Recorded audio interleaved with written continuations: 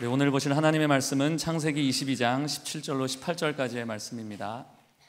내가 내게 큰 복을 주고 내 씨가 크게 번성하여 하늘의 별과 같고 바닷가의 모래와 같게 하리니 내 씨가 그 대적의 성문을 차지하리라. 또 내 씨로 말미암아 천하 만민이 복을 받으리니 이는 내가 나의 말을 준행하였음이니라 하셨다 하니라. 아멘. 하나님은 우리의 가정이 건강하고 행복하며 주의 생명과 기쁨이 충만한 가정이 되기를 원하십니다. 하나님께서 만드신 기관 두 가지가 있어요. 하나가 가정이고 또 다른 하나가 교회입니다. 그런데 주님께서 교회보다 가정을 먼저 세우셨습니다.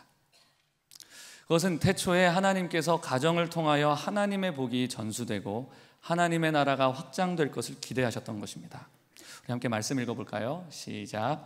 하나님이 자기 형상 곧 하나님의 형상대로 사람을 창조하시되 남자와 여자를 창조하시고 하나님이 그들에게 복을 주시며 하나님이 그들에게 이르시되 생육하고 번성하여 땅에 충만하라. 땅을 정복하라. 바다의 물고기와 하늘의 새와 땅에 움직이는 모든 생물을 다스리라 하시니라. 아멘. 태초에 하나님께서 사람을 창조하실 때 남자와 여자를 창조하셨다 이렇게 말씀을 하십니다. 가정은 한 남자와 한 여자의 연합을 통하여 이루어지기 때문에 남자와 여자를 창조하셨다 이 말 안에는 하나님께서 가정을 창조하셨다는 의미도 함께 담겨 있는 거예요. 하나님이 그들에게 복을 주셨다 하는 것은 하나님이 가정도 축복하셨다 이런 의미도 되는 것입니다. 또 만드신 모든 것을 보시고 보시기에 심히 좋았더라 이렇게 말씀을 하는데 그것은 주님께서 태초에 만드신 그 가정의 원형 또한 보시기에 심히 좋았더라, 심히 좋았다 이 말을 하고 있는 것입니다. 하나님은 우리의 가정이 하나님의 샬롬, 하늘의 샬롬을 누리기를 원하십니다. 왜냐하면 하나님이 여호와 샬롬이시기 때문에 그래요. 샬롬은 히브리어 인사말인데요, 우리나라의 인사말인 안녕과 그 의미가 동일합니다. 우리 옆에 계신 분과 함께 인사해 볼까요? 샬롬 인사해 보겠습니다. 할렐루야. 네. 유대인들은 정말 반가우면 샬롬을 2번 해요. 샬롬 샬롬 이렇게 하거든요. 한번 정말 환하게 웃으면서 샬롬 샬롬 인사해 보겠습니다. 샬롬 샬롬. 네, 샬롬은 어원적으로 평화, 안전, 행복, 건강, 번영, 쉼 이런 의미를 가지고 있어요.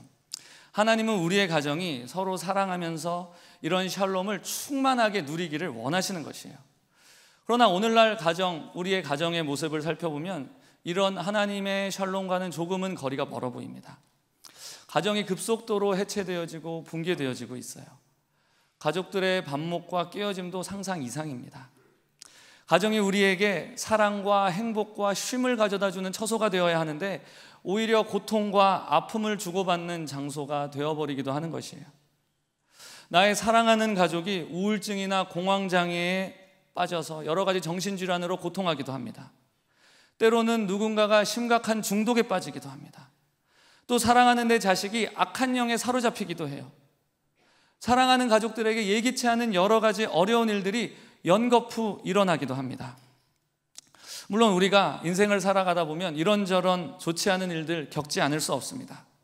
하지만 문제는 가정 안에서 이것을 극복하고 헤쳐나갈 능력, 그 힘이 있느냐 하는 것이에요.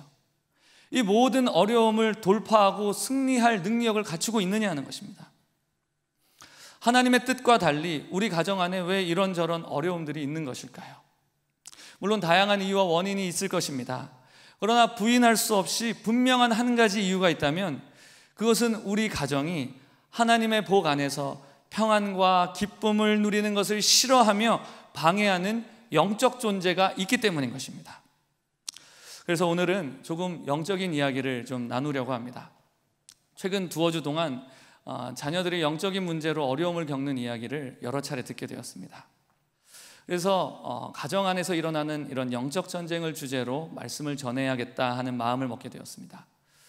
그런데 이것을 결단하는 게 쉽지가 않더라고요. 주일 예배에 이런 내용을 주제로 설교를 하는 게 여간 부담이 아니었습니다. 주일 설교는 상대적으로 많은 계층의 다양한 사람들이 듣는 설교입니다. 그리고 가정의 달 설교잖아요. 일반적으로 가정의 달 설교하면 가족들 간의 어떤 관계성을 중심으로 내용이 진행되지 않습니까? 그래서 서로 간의 화해나 용서 이런 간증 들을 때 정말 참 촉촉하고 달달한 그런 은혜가 부어집니다. 굉장히 좋죠. 그런데 죄송하게도 오늘은 그런 내용이 아니에요. 사실 제가 설교 준비하면서 어떻게 해서라도 이 주제 말고 다른 주제로 해보려고 애를 많이 썼습니다. 그러나 성령님께서 설교를 이 주제로, 이 방향으로 끌고 가시는데 제가 막을 수가 없겠더라고요. 여러분이 기대하셨던 그런 설교 내용이 아니라 할지라도 마음을 열고 아멘하여 큰 은혜 받게 되시기를 주 예수님의 이름으로 축복합니다.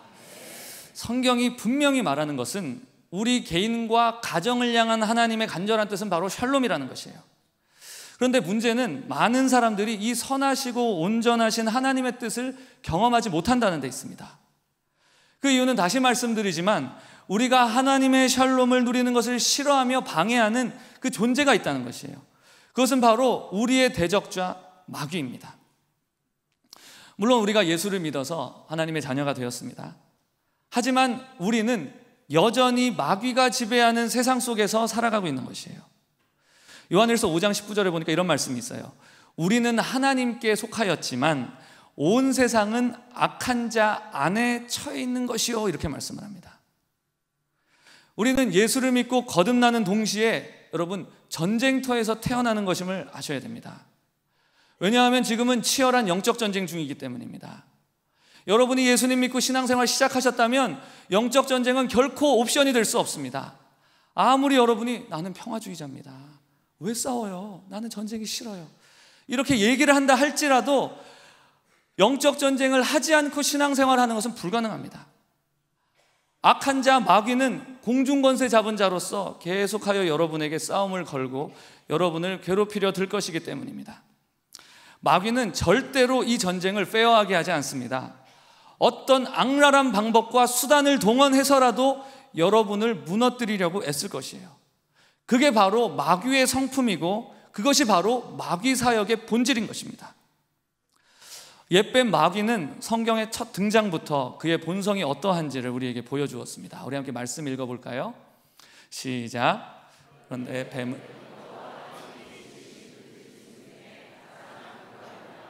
뱀이 여자에게 물어 이르되 하나님이 참으로 너희에게 동산 모든 나무의 열매를 먹지 말라 하시더냐. 여호와 하나님이 여자에게 이르시되 네가 어찌하여 이렇게 하였느냐. 여자가 이르되 뱀이 나를 꿰므로 내가 먹었나이다. 자, 여기 보니까 마귀는 간교한 자예요. 그리고 우리를 유혹하고 꿰는 자입니다. 우리가 마귀에게 붙여진 여러 이름들을 살펴보면 그의 성품과 그의 존재의 목적에 대해서 우리가 이해할 수 있습니다. 먼저 사탄이라고 하는 이 히브리어 단어는 반대자, 대적자, 저항하는 자, 반항하는 자, 유혹하는 자, 중상하는 자, 이런 의미를 가지고 있습니다. 그래서 성경은 마귀를 일컬어서 대적 마귀다 이렇게 부르는 것이에요. 너희 대적 마귀가 우는 사자같이 두루다니며 삼킬 자를 찾나니. 그의 존재 목적은 다른 것이 아니에요. 하나님과 우리를 대적하는 것입니다. 그는 하나님 대적하는 일을 결단코 멈추지 않을 것입니다. 그리고 우리를 대적하며 괴롭히는 일 또한 멈추지 않을 것입니다. 또 마귀를 도둑이라고 부르기도 합니다. 도둑이 오는 것은 도둑질하고 죽이고 멸망시키려는 것뿐이요. 이 말씀은 마귀의 사명 선언문과도 같은 말씀입니다. 그의 사역의 정체성은 우리의 삶을 도둑질하고 죽이고 멸망시키는 것이에요. 그의 사역의 목적은 우리를 향한 하나님의 영광스러운 부르심을 파괴하는 것입니다. 또 마귀를 거짓말쟁이, 거짓의 아비라고 부르기도 합니다. 그는 거짓말을 통하여서 우리의 파멸을 획책하는 자예요. 그의 말에는 진리가 없습니다. 물론 마귀가 하는 말이 하나부터 열까지 다 새빨간 거짓말이다 이런 뜻이 아니에요. 매우 설득력 있는 사실과 진실 속에 치명적인 거짓말을 섞어 놓는 것입니다. 그래서 이 마귀의 거짓말에 수많은 사람들이 속아 넘어가는 것입니다. 독일 나치 정부의 국민계몽 선전부 장관이었던 파울 요제프 괴벨스라는 사람이 있습니다. 그 사람이 이런 말을 했습니다. 거짓과 진실의 적절한 배합이 100%의 거짓보다 훨씬 더 큰 효과를 낸다는 거예요. 괴벨스는 자신의 이런 거짓 선동선전 전략을 가지고 히틀러라고 하는 마귀적인 독재자를 만들어낸 것입니다. 그 결과 전 세계적으로 5천만 명이 넘는 사람들의 목숨을 앗아가는 끔찍한 세계대전을 일으키고 말았던 것입니다. 마귀는 이런 식의 거짓말을 통하여서 자기 자신을 광명의 천사로 변장하여 활동하는 것입니다. 여러분 기억하셔야 됩니다. 마귀는 절대 뿔 달고 어떤 삼지창 등 그런 흉측한 모습으로 여러분에게 나타나지 않습니다. 오히려 매우 합리적이고 매력적인 모습으로 우리에게 나타나는 것이에요. 그래서 우리는 진리로 무장하고 있어야 하고 영적 분별을 가져야만 하는 것입니다. 마지막으로 마귀는 참소하는 자라고 불리는데요, 방금 말씀드린 이런 식의 거짓말을 가지고 와서 우리를 끊임없이 참소하고 고통스럽게 하려 하는 것입니다. 우리를 거짓말로 참소하여 우리 영혼을 고문하는 자가 바로 마귀인 것입니다. 이처럼 마귀는 분명한 목적과 자기 정체성을 가지고 우리 주변에서 실제적으로 활동하는 그런 존재예요. 그래서 우리가 신앙생활을 하면서 좋든지 싫든지 이 마귀의 세력들과 마주하지 않을 수 없는 것입니다. 그런데 우리가 만약에 이들에 대해서 바른 성경적인 태도를 취하지 않는다면 영적인 승리를 거두는 것이 불가능합니다. 일반적으로 사람들이 가지고 있는 마귀에 대해 갖고 있는 극단적인 태도 두 가지가 있습니다. 첫 번째는 두려움이에요. 적지 않은 크리스천들이 사탄에게 잔뜩 겁을 먹고 있습니다. 마귀는 너무 두렵고 강한 존재야.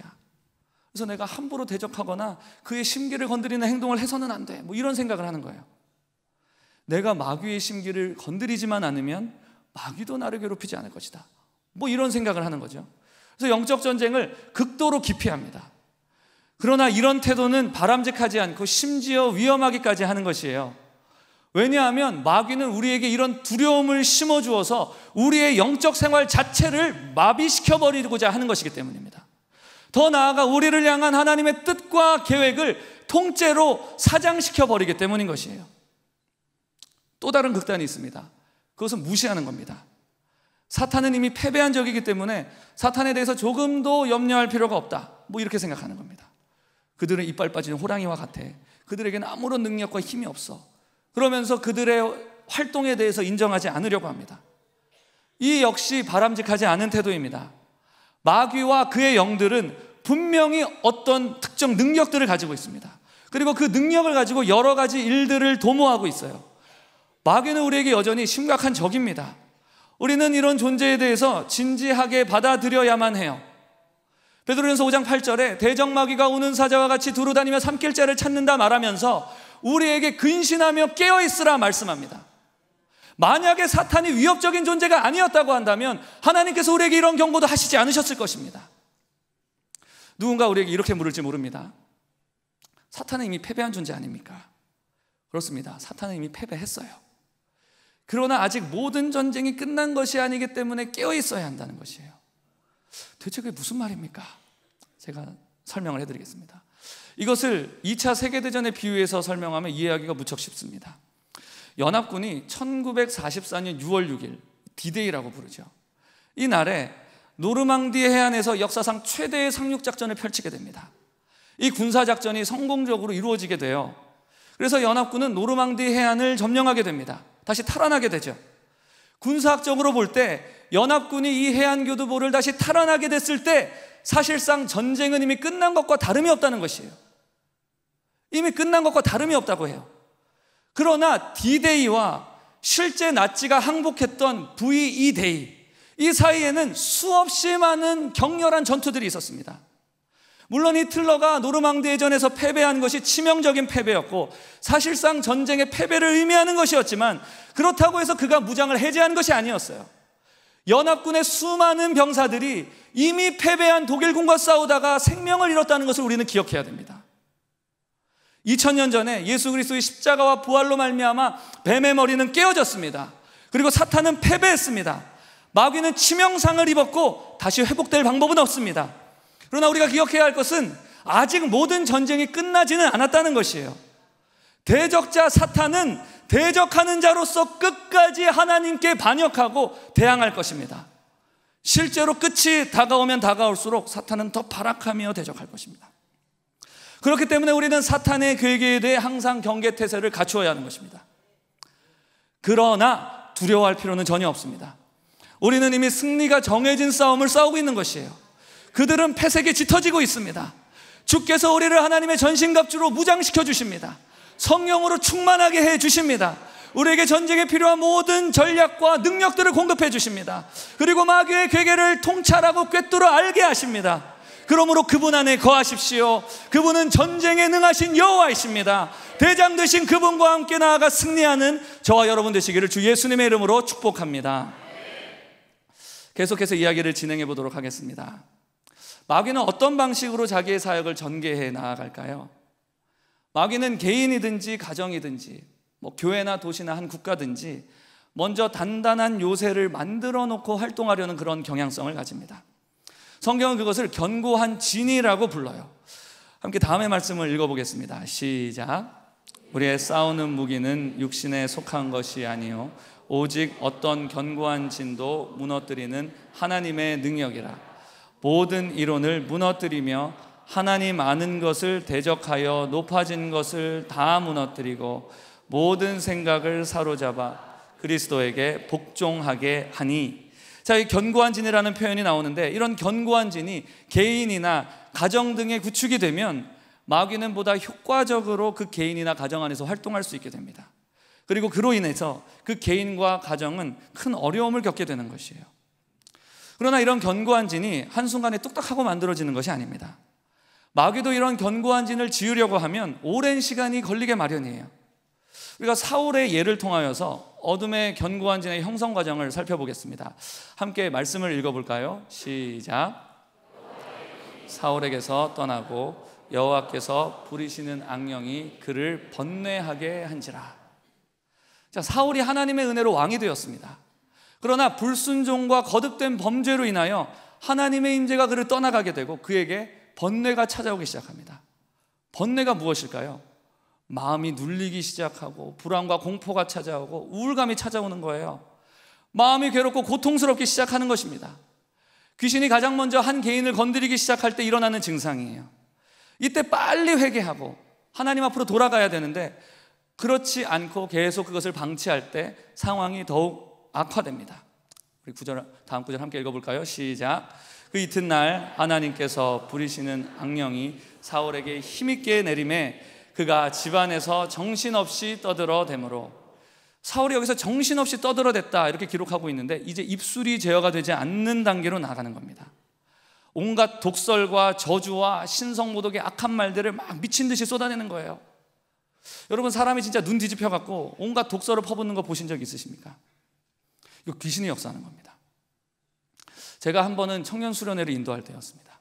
한 자매에게 안수하면서 기도하려고 딱 손을 대려고 하는데 이 순간 갑자기 이 자매가 눈이 뒤집어지면서 이 젊은 목사 새끼가 어디서 지랄이야 막 이러는 거예요.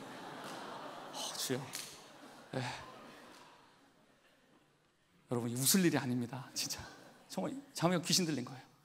그때부터 온갖 참남한 말들을 막 쏟아내기 시작하는 겁니다. 야, 이 삐 18열하고 막 어쩌고 내가 나갈 것 같아 막 온갖 말들을 쏟아내기 시작하는데 그러다가 갑자기 또 불쌍한 척을 하기 시작해요. 그리고 또 막 계속 거짓말을 해요. 막 욕설을 했다가 거짓말을 했다가 막. 이게 귀신 역사입니다. 이 단계에서도 회개하지 않고 더 악화되면 주변의 모든 것들을 파괴하기 시작합니다. 우리 함께 말씀 읽어보겠습니다. 시작. 사울이 단창으로 다윗을 벽에 박으려 하였으나 그는 사울의 앞을 피하고 사울의 창은 벽에 박힌지라. 다윗이 그 밤에 도피하매. 이제는 사울이 진짜 미쳐가지고 창을 던져서 사위를 죽이려고 하는 겁니다. 그리고 자기 딸의 가정을 깨뜨려요. 딸과 사위를 헤어지게 만들고 딸을 다른 사람에게 시집 보내는 겁니다. TV 보니까 집에서 아빠가 살림살이 다 때려 부수고 칼 집어들고 막 아내하고 자기 자식 죽이겠다고 막 설치는 뭐 이런 경우들 본 적이 있습니다. 이거 제정신으로 하는 것 아니에요. 귀신에 강하게 붙들려서 이러는 겁니다. 처음에는 마음이 번뇌해서 괴로워하다가 그 다음에는 입으로 온갖 독설을 쏟아내다가 이제는 사람을 죽이려 하고 가정을 파괴시키는 데까지 나아가는 거예요. 이렇게 우리 속에 어둠의 견고한 진이 형성이 되게 되면 아버지가 아버지 노릇 못합니다. 어머니가 어머니 노릇 못해요. 자식이 자식 노릇 못하는 겁니다. 그리고 견고한 진이 역사하는 그 사람을 통해 가정을 위태롭게 만드는 겁니다. 만약에 남에게 이렇게 해코지할 성격도 못 돼요. 그런 사람은 자기 스스로를 파괴하려고 시도를 합니다. 자해를 하기도 하고 자살 시도를 하는 거예요. 이 정도 되면 어둠의 견고한 진이 그 사람 안에 강하게 구축되어 있구나 생각할 수 있습니다. 왜 이런 견고한 진들이 생길까요? 간단하게 딱 두 가지 말씀드리겠습니다. 첫 번째는 반복되는 죄를 통해 형성이 되는 거예요. 죄는 어둠의 영에 대해서 문을 열어줍니다. 죄를 지었을 때 빨리 그 죄를 회개하고 그 죄로부터 돌이키면 괜찮습니다. 그런데 그 죄가 주는 잠깐의 쾌락을 계속 탐닉하고 같은 죄를 반복하면서 짓기 시작하면 그 죄의 덜미가 잡히는 겁니다. 그리고 그 속에 어둠의 견고한 진이 형성되는 겁니다. 두 번째, 병든 감정과 상처를 통해서 형성이 됩니다. 특히 트라우마, 이건 어둠의 영에게 문을 여는데 결정적인 역할을 합니다. 이 트라우마는 그 충격적인 기억 때문에 계속하여 고통스러운 감정을 느끼게 만드는데 그 감정을 계속 붙들게 되면 견고한 진이 형성이 되는 겁니다. 분노심이나 적대감, 용서치 않음, 염려, 두려움, 우울감, 죄의식, 이런 마음들 있잖아요. 이거를 계속 붙잡고 묵상하고 자기 연민 속에 파고들어서 이걸 계속 간직하고 있을 때 견고한 진이 생기는 거예요. 그래서 시간이 지날수록 공불이 딱딱해지듯이 진짜 그 사람 내면 속에 강력한 진을 형성하는 겁니다. 그래서 이러한 것들을 우리 속에 절대로 오래 둬서는 안 되는 것입니다. 생기는 즉시 예수님의 보혈로 그 은혜로 씻어내고 깨끗하게 해야 하는 것입니다. 그럼 마지막으로 우리가 어떻게 하면 이러한 견고한 진을 무너뜨릴 수 있느냐 하는 것입니다. 첫 번째 중요한 것인데요, 그것은 문을 찾아야 한다는 것입니다. 우리가 견고한 진을 효과적으로 허물기 위해서는 그 요새 내부로 들어가야지 효과적으로 허물 수가 있어요. 견고한 진 내부로 들어가기 위해서 우리가 반드시 찾아야 하는 것, 그게 바로 문입니다. 오늘 본문을 한번 다시 한번 읽어볼까요? 함께 읽어보겠습니다. 시작.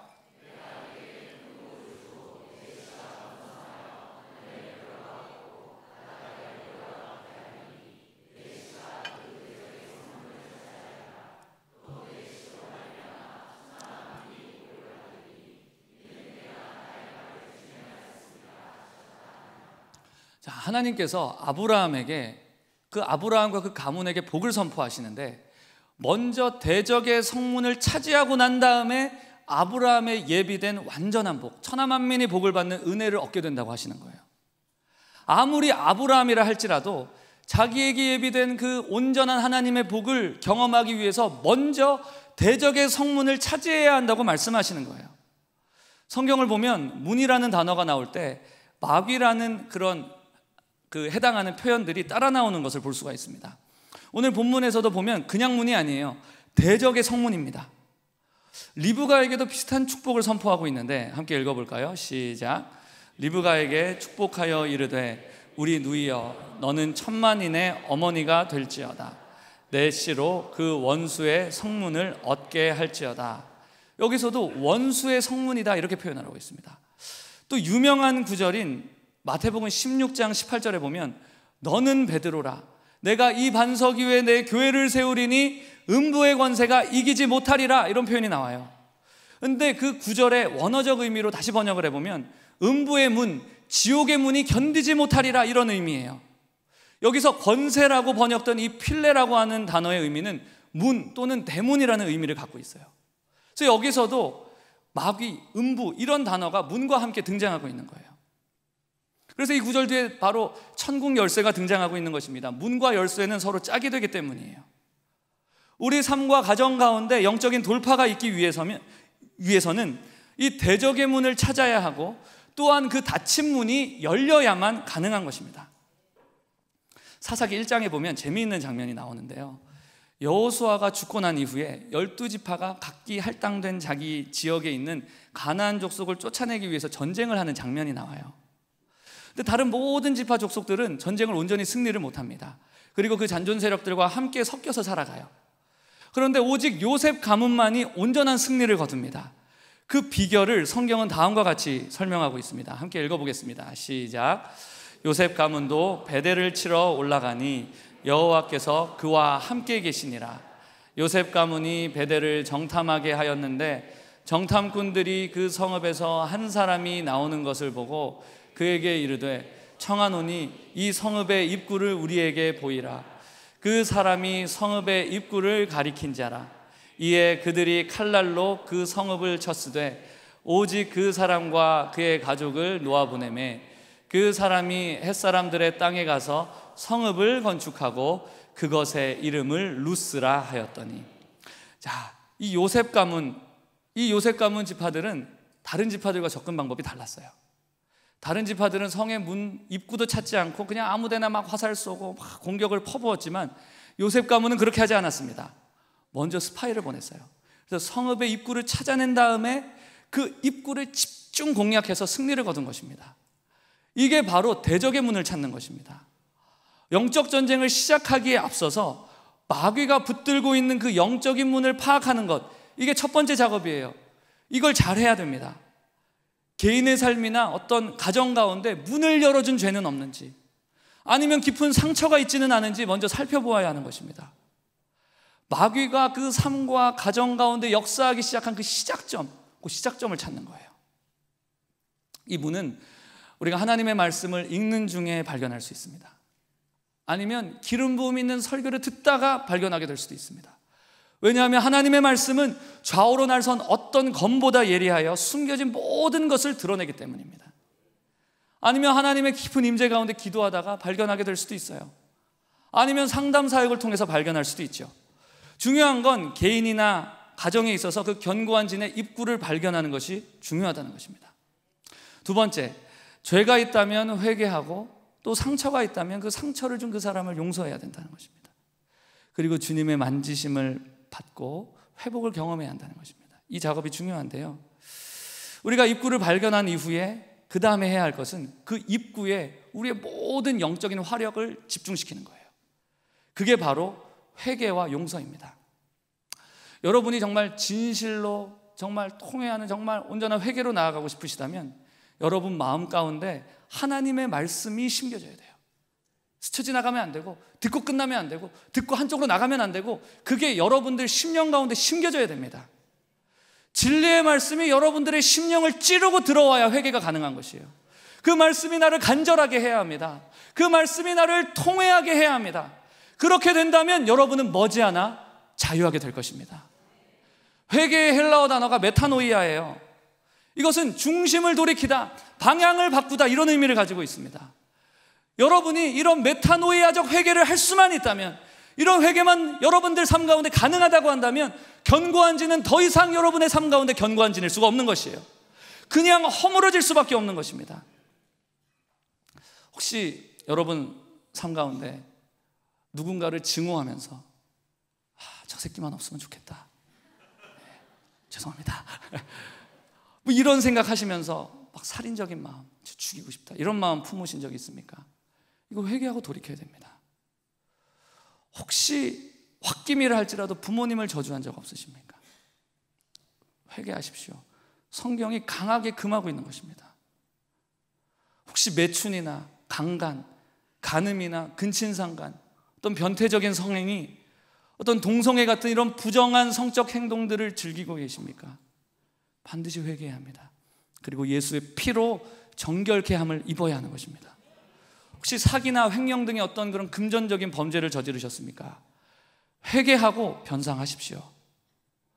주술이나 점이나 굿이나 접신, 뭐 최면, 뭐 요가, 점성술, 이방 종교, 이런 것들, 이단 종파, 이런 것들 접하셨습니까?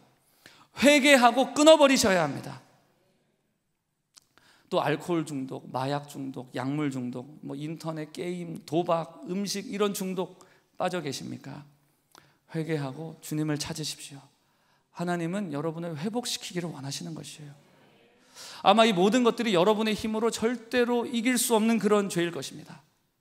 그래서 예수 그리스도께서 십자가에서 여러분을 위하여 죽으신 것이에요. 그 죄와 저주, 여기에 결박되어 있는 것 자체가 저주인 거거든요. 이 죄와 저주에서 여러분을 속량하기 위하여서 그 고귀한 피를 흘려주신 것입니다. 그리스도의 십자가와 부활의 능력을 붙잡게 되시기를 주 예수님의 이름으로 축복합니다. 그리스도 예수 안에 있는 생명의 성령의 법이 죄와 사망의 법에서 우리 모두를 해방시켜 주실 것입니다.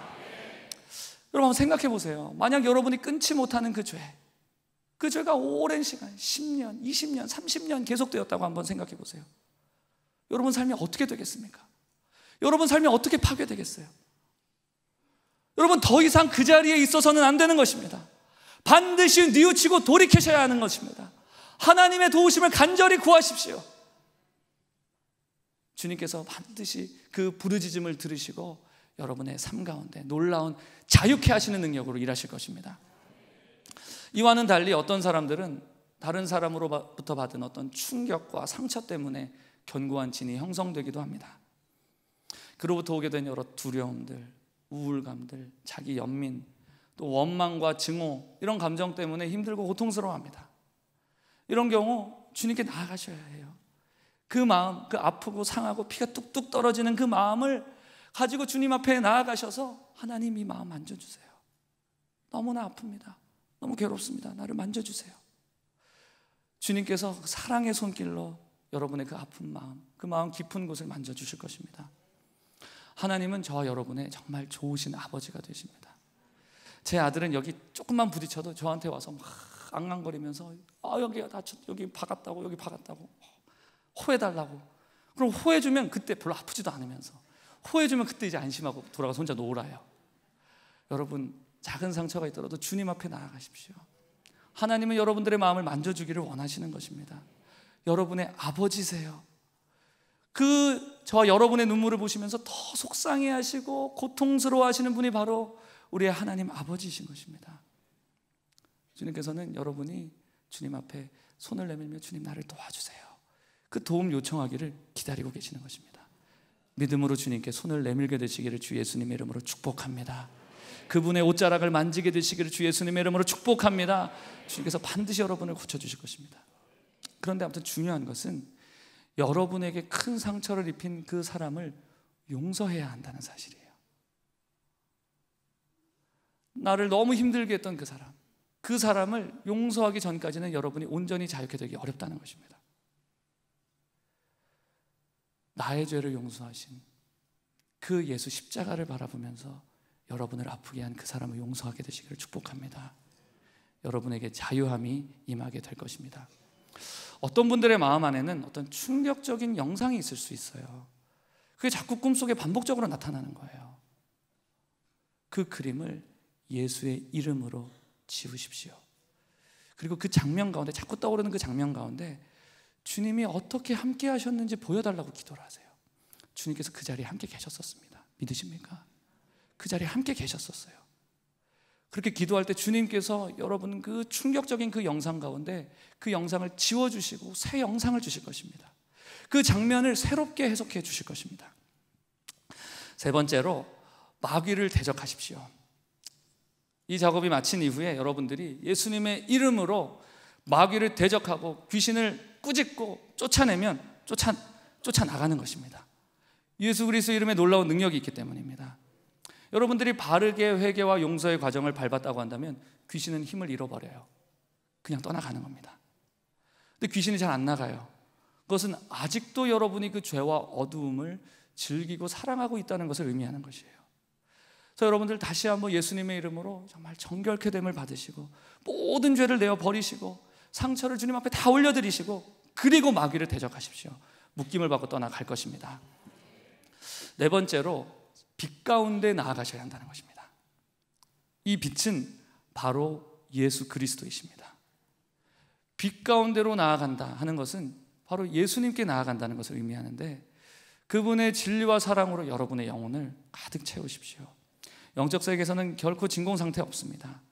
반드시 무언가로 채워지도록 되어 있는 것이에요. 여러분의 마음을 빈 상태로 두시면 절대 안 됩니다. 반드시 예수 그리스도의 말씀과 그분의 진리로 충만하게 채우십시오. 또한 우리가 빛 가운데 나아간다는 것은 여러분들의 죄를 자백하고 드러내면서 더 이상 이 어둠의 일을 은밀히 즐기지 않겠다, 이렇게 선포하는 것을 의미합니다. 여러분들 다시는 그 어둠 가운데 행하지 않을 것을 결단하게 되시기를 축복합니다. 그리고 믿음으로 나는 이제 빛의 열매를 맺을 것이라고 선포하십시오. 이런 과정을 통하여서 여러분은 빛 가운데로 나아가게 되고 빛의 열매를 맺을 수 있게 되는 것입니다. 제가 아는 한 자매님이 계십니다. 그 자매의 이야기를 잠깐 나누려고 합니다. 이 자매님은 아버지의 권위가 절대적인 그런 가부장적 가정에서 자라났어요. 아버지는 매우 성실하신 분이셨고 또 모든 부분에서 모범이 되시는 참 훌륭하신 분이셨어요. 그런데 가족들에게 사랑을 표현하는 데 있어서는 조금 서툴고 인색한 그런 전형적인 한국의 아버지셨습니다. 늘 아버지의 사랑을 목말라 하던 이 자매가 내가 어떻게 하면 아버지의 사랑을 받을 수 있을까 생각해 봤는데 학업에서 우수한 성적을 거두고 모든 면에서 실수 없이 그렇게 살아가면 아버지가 나를 사랑해 줄 것이다 이렇게 여기게 된 거예요. 그리고는 그렇게 성과 위주의 삶을 살아가기 시작합니다. 그랬더니 이 자매님은 정말 크면서 정말 실수 하나 용납하지 않는 그런 완벽주의적인 성격으로 자라가게 됩니다. 그러면서 동시에 늘 사랑을 목말라 하는 그런 사람이 되어갔습니다. 이 자매가 대학 입시를 앞두고 어떤 남학생에게 정말 강제로 추행을 당하는 어떤 그런 위험천만한 일을 겪었습니다. 그때 아버지는 그 딸이 바르게 자라기를 원하는 마음이었는지 그 자매에게 네가 처신을 제대로 못해서 네가 제대로 처신을 못하고 다니니까 이런 일이 일어나지 하면서 오히려 꾸중을 했다고 해요. 아버지의 위로보다 꾸중을 들었던 이 자매는 그때부터 그 마음의 충격과 그 상처를 다스리지 못하고 방황하기 시작합니다. 그렇게 대학 생활이 시작되게 되었는데 온갖 세상의 유혹들, 이 모든 것들을 접하기 시작하면서 반항심을 가지고 온갖 방탕한 생활들을 하기 시작했어요. 그리고 그런 방탕한 생활은 그 자매를 깊은 우울증과 공황장애로 이끌어갔습니다. 그러던 중에 우연히 청년부 수련회를 참석하게 됐어요. 그 청년부 수련회에서 환상 중에 주님을 뜨겁게 체험하게 됩니다. 그 이후에 신앙생활을 열심히 하게 되었는데 그 신앙의 열정을 가지고 내면의 공허함을 해결해 보기 위해서 열심히 노력을 합니다. 그렇게 열심히 신앙생활을 하는데 감사하게도 여러 세상적인 이런 방탕한 생활 습관들 이런 것들은 하나하나씩 끊어지는 은혜들을 경험했습니다. 그러나 문제는 아무리 신앙적인 열심을 내어도 이 자매의 우울증과 공황장애는 도무지 해결이 안 되는 거예요. 그 증상은 날로 심해져만 갔습니다. 그리고 그것이 자살 충동으로까지 이어졌습니다.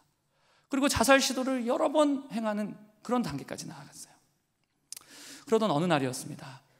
설교 중에 정말 복음을 만난 자는 모든 은밀한 죄가 끊어지고 그 내주하시는 성령을 통하여서 죄를 이길 힘이 주어지며 또한 세상에 줄 수 없는 그 말로 형용할 수 없는 엄청난 기쁨이 그 속에 계속 샘솟는다 하는 말씀을 듣고 충격에 빠지게 돼요.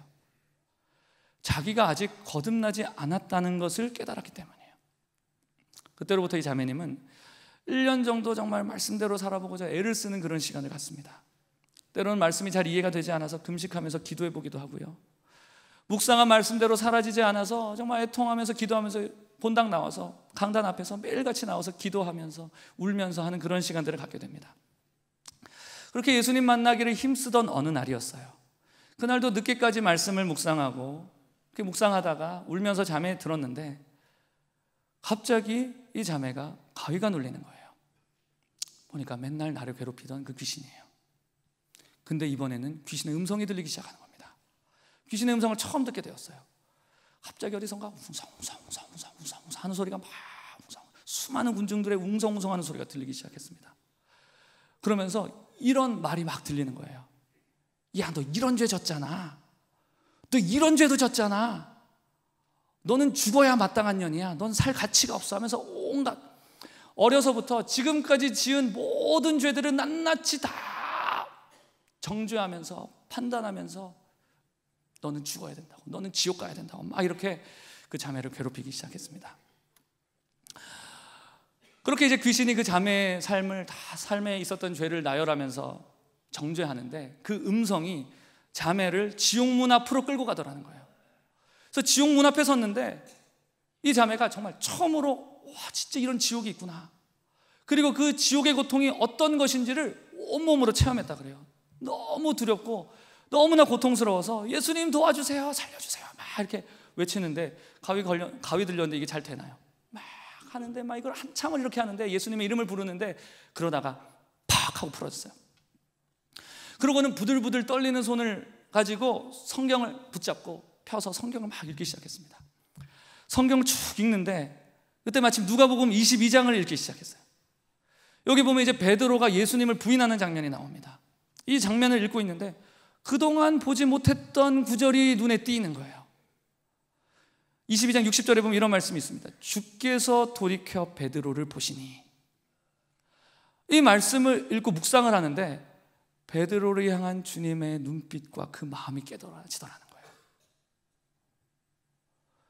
베드로가 세 번째 예수님을 부인하는 그 순간 닭이 꼭 끼어 울었고, 그때 예수님께서 그 소리를 듣고 채찍에 맞으시고 온몸이 피투성이가 됐고 그 무거운 십자가를 지고 계신 그 주님께서 그 소리를 듣고 의지적으로 고개를 돌려서 베드로를 쳐다본 거예요.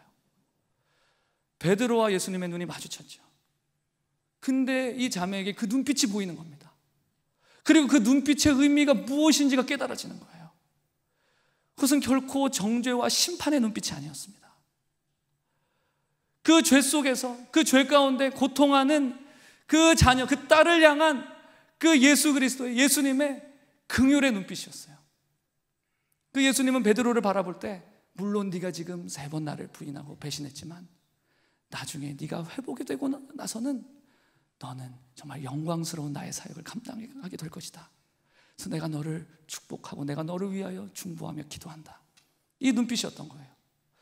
그래서 이 자매가 그 눈빛들이 깨달아지는데 무심코 지나쳤던 구절이 해석이 되는 겁니다. 시몬아 시몬아 보아라, 사탄이 밀처럼 너희를 체질하려고 너희를 소나기에 넣기를 요구하였다. 그러나 나는 네 믿음이 꺾이지 않도록 너를 위하여 기도하였다. 네가 다시 돌아올 때에는 내 형제를 굳세게 하여라. 이게 주님의 마음인 거예요. 그의 배신에도 불구하고 끝까지 베드로를 사랑하기를 포기하지 않으셨던 그 참 구원자의 눈빛이었던 것이 깨달아지고 그것이 느껴지면서 정말 이 자매는 처음으로 자기가 존재적인 죄인이구나 이것을 깨달으면서 정말 그 깊은 밤의 시간 가운데 이불을 입에 틀어막고 막 밤새도록 울면서 통곡하면서 기도를 했다고 해요. 주님, 내가 죄인이라고, 내가 잘못했다고 이런 얘기를 하더라고요. 사탄이 자기를 정죄하면서 자신의 모든 죄들을 들춰낼 때는 정말 지옥의 두려움과 고통이었다는 거예요. 근데 예수님의 사랑에 비답해서 자기의 모든 죄악들이 드러나기 시작하는데 그때는 정말 회개할 용기가 나더라는 겁니다. 이 죄를 가지고 십자가 앞에 나아가면 주님께서 날 용서해 주시겠지. 정말 생명 얻는 회개로 이끌어가는 것을 느끼게 되었다는 거예요. 그제서야 귀에 박히도록 들었던 이 복음이 나를 위한 것이구나.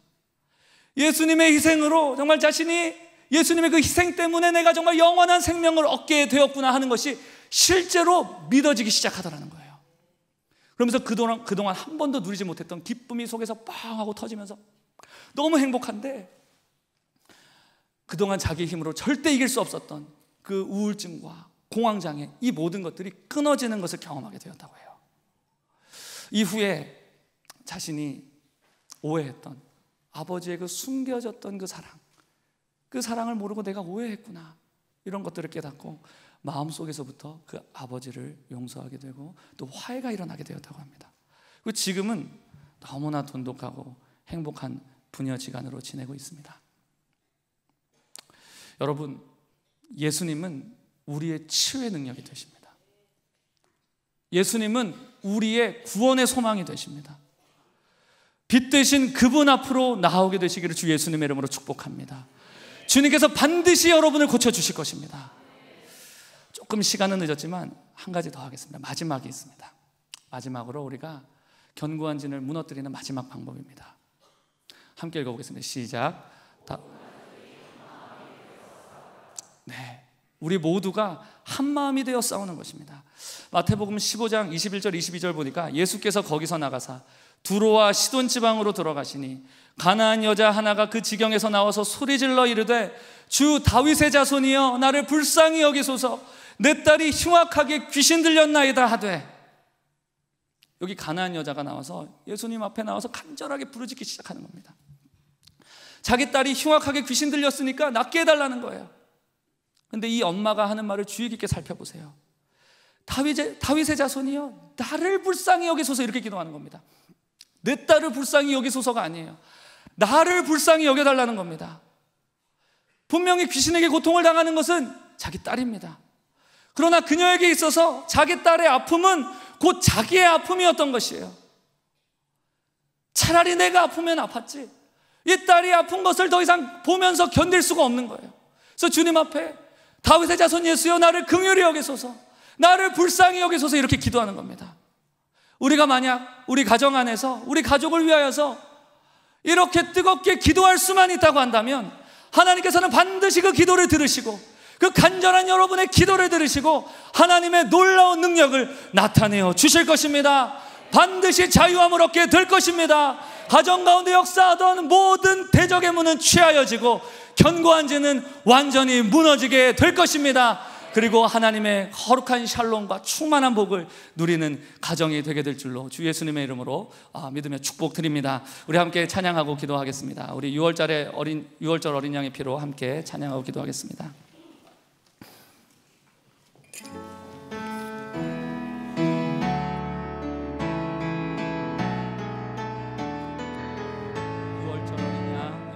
유월절 어린 양의 피로 나의 삶의 문이 열렸네. 저 어둠의 권세는 힘이 없네. 주 보혈의 능력으로 원수가 날 정죄할 때에도 난 의롭게 설 수 있네. 아멘. 난 더 이상 정죄함 없네. 난 주보혈 아래 있네. 난 주보혈 아래 있네. 그 피로 내 죄 사했네.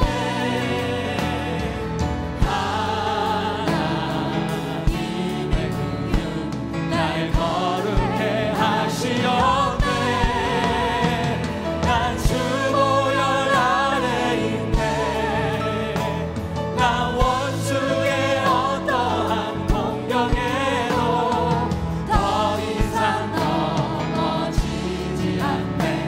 난 우리 다시 한번 믿음으로 고백합시다. 6월절 어린 양의 피로, 6월절 어린 양의 피로 나의 삶의 문이 열렸네. 나의 삶의 문이 열렸네. 저 어둠의 권세는 힘이 없네. 주 보혈의 능력으로 원수가 날 정죄할 때에도 난 의롭게 설 수 있네. 아멘. 난 더 이상 정죄함 없네. 난 주 보혈 아래 선포합시다. 난 주보혈, 난 주보혈 아래 있네. 그 피로 내 죄 사했네. 하나님의 긍휼 날 거룩해 하시었네. 난 주보혈 아래 있네. 난 주보혈 아래 있네. 난 원수의 어떠한 공격에도 더 이상 넘어지지 않네. 난 주보혈. 다시 한번 난 주보혈 안에 있네. 난 주보혈 안에. 우리 두 손을 들고 고백합시다. 그 피로 내 죄 사했네. 하나님의 긍휼 날 거룩해 하시었네. 난 주보혈 안에 있네. 난 원수의 어떠한 공격에도 더 이상 넘어지지 않네. 난 기도하겠습니다. 이 시간 함께 기도할 때 오늘 말씀을 들으면서 무언가 붙잡히는 것들이 있을 수 있습니다. 무언가 발견되고 이것인가, 이것인 것 같다 생각되는 그 무언가가 있을 것입니다. 그것을 가지고 주 예수님의 이름을 가지고 그 가운데 예수님의 이름으로 공격하며 또 회개를 선포하며 또한 여러분들 용서를 선포하며 이렇게 나아가게 되기를 축복합니다. 하나님께서 여러분들의 마음을 만져주실 것입니다. 여러분들을 자유케 하실 것입니다. 그리고 여러분들의 가정을 치유하여 주실 것입니다. 이 시간 믿음으로 예수님의 피를 의지하며 함께 기도하겠습니다. 주님의 이름 크게 세 번 부르고 기도하겠습니다. 주여,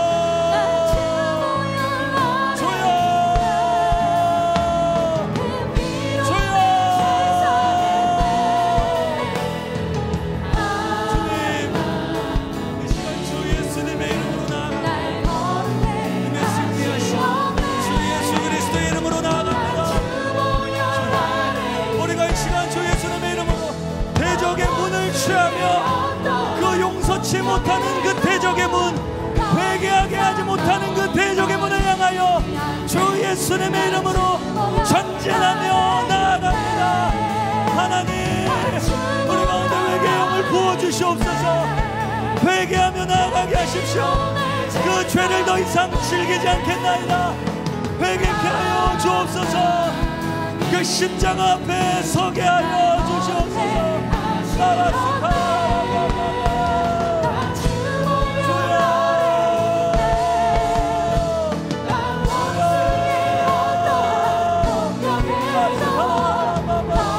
계속하여 부르짖으며 기도하십시다. 그 대적의 문을 주 예수님의 이름으로 취하며 견고한 진이 무너지도록 이 시간 간구하며 나아갑니다. 주 예수님의 이름으로 명하노니 모든 견고한 진은 무너질지어다. 분노하는 마음, 적대감의 마음, 용서치 않는 마음 다 떠나갈지어다. 염려 떠나갈지어다. 두려움, 우울감, 죄의식, 열등감의 그 모든 것을 이 시간 주 예수님의 이름으로 치유될 것을 명하노라. 떠나갈지어다. 바알세불의 영 떠나가라. 영육간의 영혼을 타락하게 만드는 영 떠나갈지어다.